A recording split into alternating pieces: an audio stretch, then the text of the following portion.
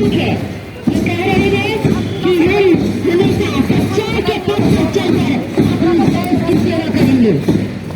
हम उनके जज्बे पे सलाम करते हैं, हम उनके हौसलों को बढ़ाते हैं कि हमारे बच्चे इस तरह से सच्चाई के पथ पर चलते रहें और हमेशा सत्य में जय का ये मान रखे, सम्मान रखे।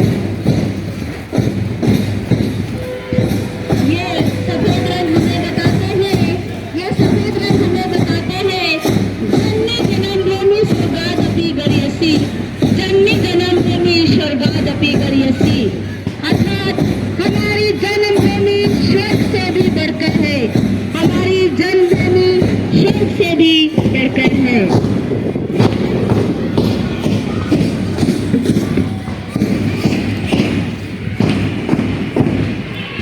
ये पीला रंग जो आशा का संदेश देती है और कहती है कि हम आगे हैं, आपसे मित्रता करने के लिए हम शांति चाहते हैं और शांति से देश को आजादी चाहते हैं। हम युद्ध करना नहीं चाहते हैं, हम शांति चाहते हैं, मित्रता चाहते हैं। ये पीला रंग इसी का प्रतीक है, आपको ये संदेश दे रहे हैं।